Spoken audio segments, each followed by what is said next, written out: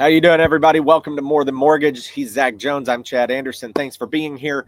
Seller concessions and first-time home buyers being able to afford homes. That's what we're going to hit on today because I keep hearing about affordability, Zach. And while I get it because of interest rates, let's also be realistic in that there are markets, which Middle Tennessee is one of them, where the inventory is a lot higher than it has been. And now we're seeing this sellers having to come off of their equity that they built up magically over the last few years, and then buyers who are looking at it going, hey, I may pay the price, but I need some huge help on getting the payment back in where I want it to be. So let's talk about this affordability thing. I see it a lot. Sellers are still clinging on to that equity, but they're not getting it as much anymore. Basically, if the house doesn't sell in the first few days or week, then I see the tendency where it kind of sits for a minute and people are having to come off of either the price or give huge concessions towards interest rate buy downs and so forth. What say you?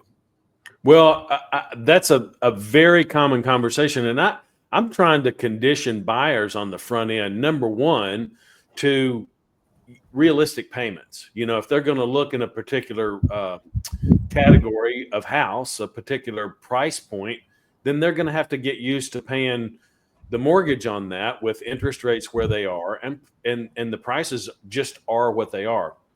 But there's some things kind of working behind the scenes consistently. I'm seeing that buyers are negotiating for seller paid closing costs, and that's either a way to kind of keep a little bit of reserves in their pocket and feel a little bit safer about it. Sometimes they'll take what they were paying in closing costs and put it toward the down payment to get the payment down a little bit. And sometimes it's simply, we need to put a fence in the backyard to contain the kids and the dog. So those seller paid concessions and closing costs, even rate buy downs in some cases, really are, a pretty prevalent thing for houses that have been on the market for a few weeks. And as our inventory in our particular market gets a little bit better, we're seeing a lot more of that. Yeah. What I think a lot of people aren't realizing too is that I'm just going to use the national average here, which is simply on Mortgage News Daily. So that's a simplistic, you can't argue with me kind of thing. We're just going to go off of that.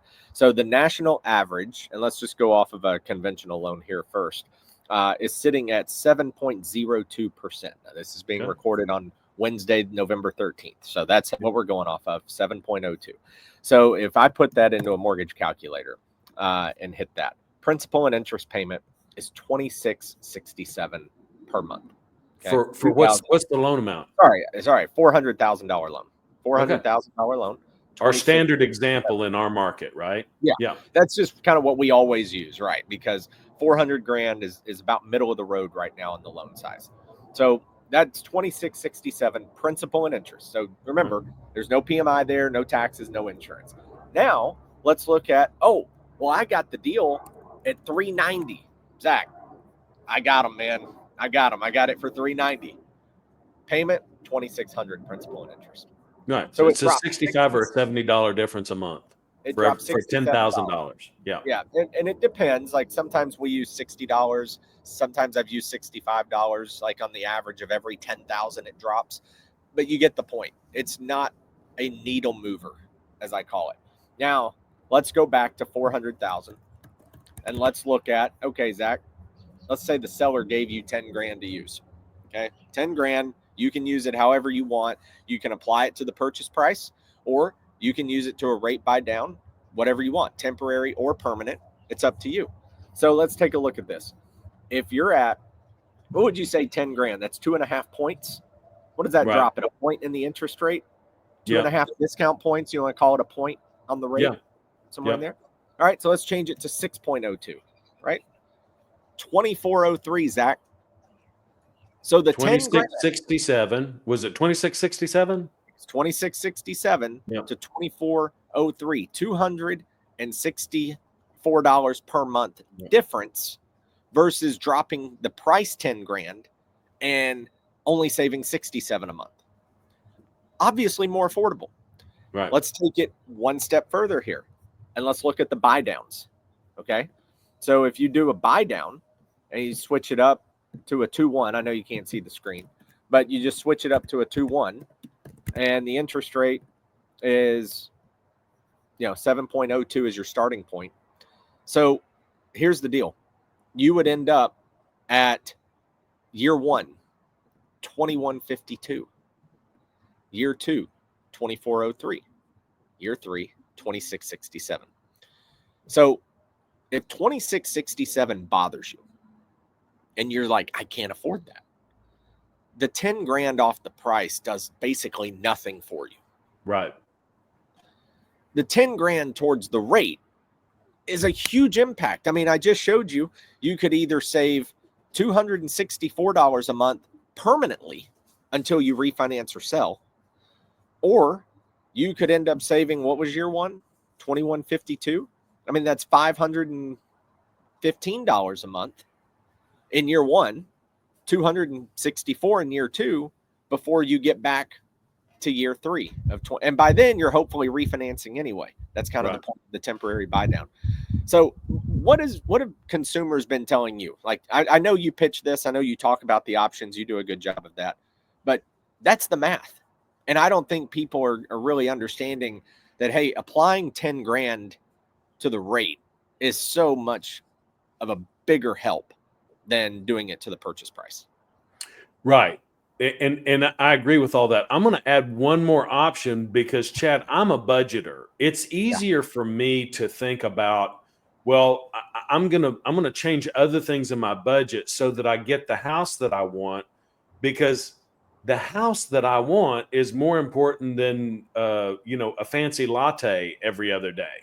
It's just that's always the way my mind has worked. So as a budgeter, I might choose the third option, which would be to put that $10,000 toward my closing costs that I already have in reserves.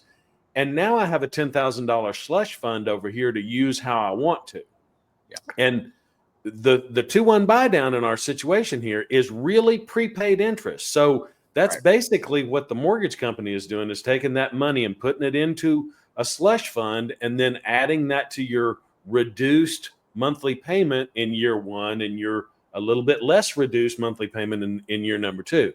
So with all of that said, I personally, and it could be because of the way that I present it and the biases that I have toward that, keeping cash on hand, I'm seeing more people negotiate for seller paid closing costs and then applying it toward their closing costs so that they can keep some money back. I would imagine that most people that are doing that are using it for moving costs and to buy the new sectional and to set up the video room, or, buy the new TVs or get the updated refrigerator, whatever it is. Moving is kind of an expensive process. And I'm a big fan on the house side. I don't know how you feel about it. I think you're probably of the same mind. You move into a house and you can get it the way you want it. I'm a fan of spending that money in that way, because I see other people, who don't update the kitchen until they get ready to sell. And it's like, you're putting $15,000 to upgrade your kitchen right before you sell, and you're making it the way you want it. Why didn't you do that 7 years ago and enjoy it? So I think the point of that is that everybody has different priorities. Some people want a smaller payment. Some people want a significantly smaller payment. Some people want some savings so that they sleep better at night. Some people want, some extra money to spend on the transition.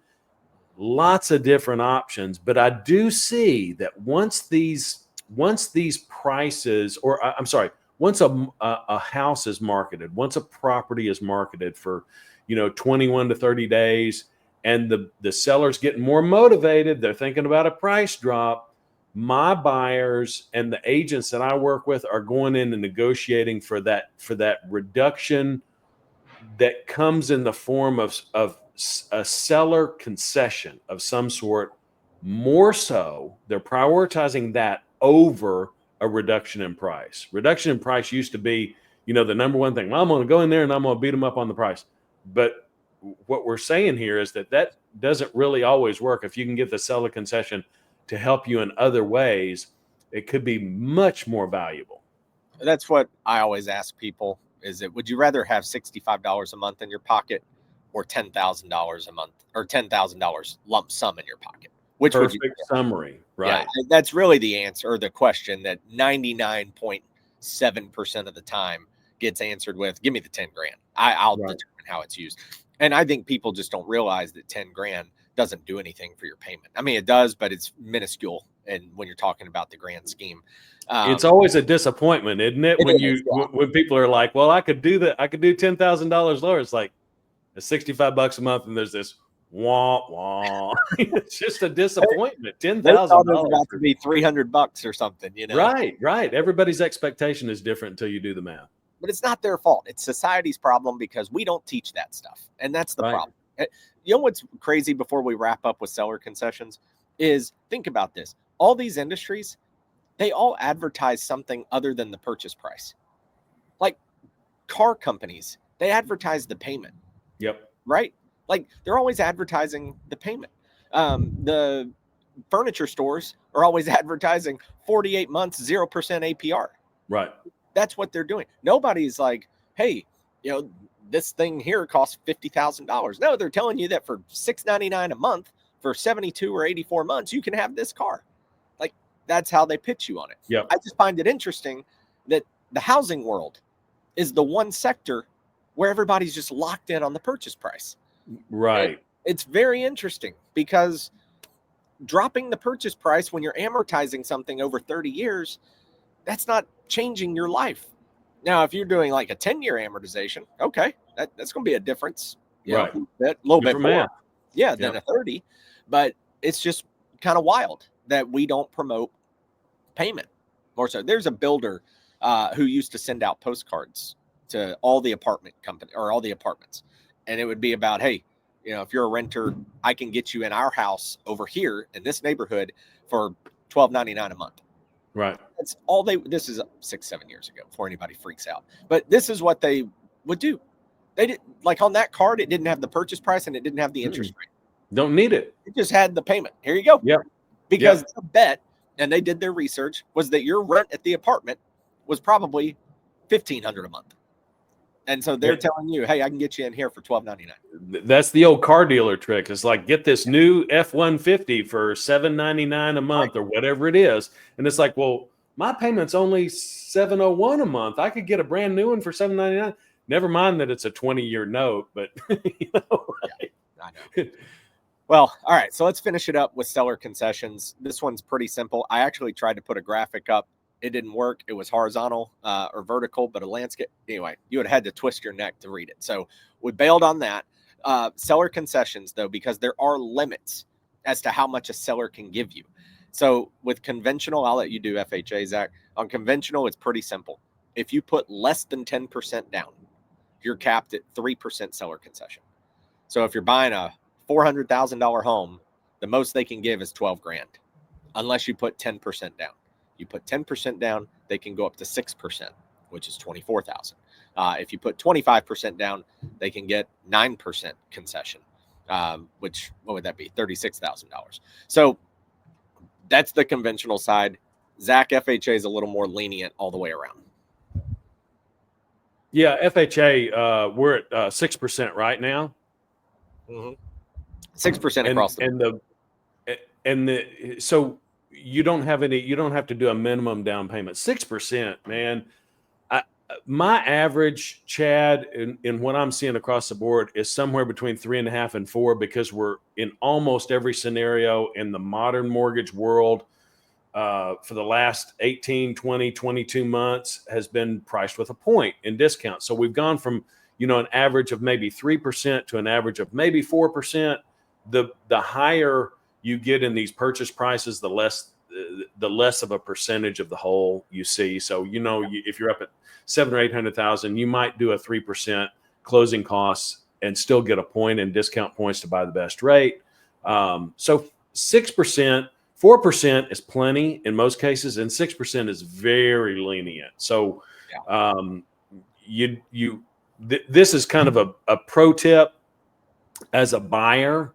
You always want to be checking with your lender on a specific house at the time that you're looking at it, because you don't want to negotiate for 5% in seller paid closing costs when it's hard to spend that efficiently. You know, you could do a 2-1 buy down and, you know, kind of waste some money, but you don't want to do that. You want to get the very best deal that you can. So sometimes that might mean you get 3% in seller pay closing costs, and then you come off the sales price by 2% too.